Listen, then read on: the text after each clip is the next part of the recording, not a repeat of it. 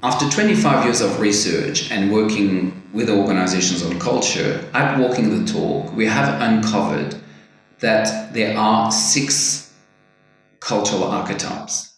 Cultural archetypes, if you want, are kind of a personality type for an organization.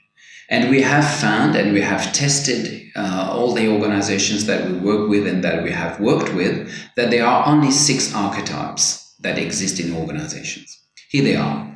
The first one is what we call achievement. An achievement type organization is an organization where results matter. There's a real love for results. People will know what they are accountable for. People will keep their word. They will make promises and keep their promises. KPIs will be prevalent. People will be measured on their results. And there's really a joy to deliver on results. That's the achievement archetype. The second archetype is what we call customer-centric. Customer-centric organizations have a love for the customer. They have a relationship which is almost an emotional relationship with the customer. And everybody in the organization, including the janitor, will know how the customers are feeling at this point in time. The mindset that sits very much behind customer centricity is empathy. An organization that has no empathy will have difficulties being customer-centric. And finally, all the systems in the organization are built around the customer. So it's an organization, if you want, that is built from the outside in. The third cultural archetype is one team. One team is all about collaboration. It's about the whole being bigger than the sum of its parts.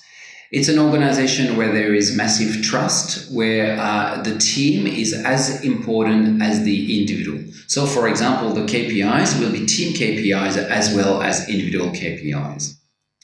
The fourth cultural archetype is innovation. And the mindset that sits behind innovation is curiosity.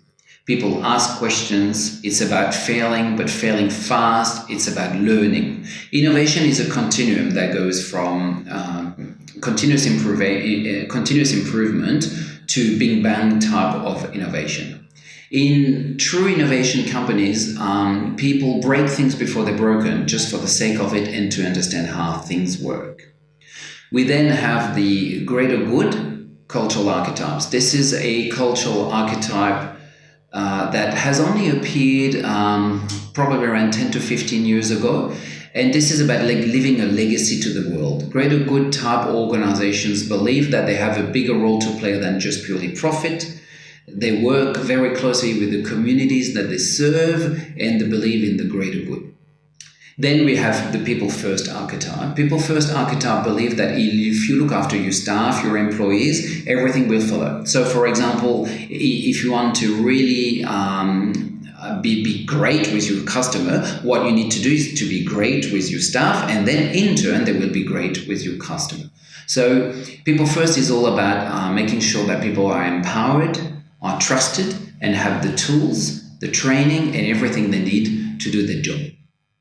So what we have uncovered is that every organization is made of the 6 archetypes. Only fairly recently have I seen one organization that didn't have one of them, so they only had 5 archetypes, but this was the first time. And what we find is that 2, sometimes 3 of those archetypes are prevalent in the organization. The last thing I want to say about those archetypes is that sometimes they can be healthy or not healthy.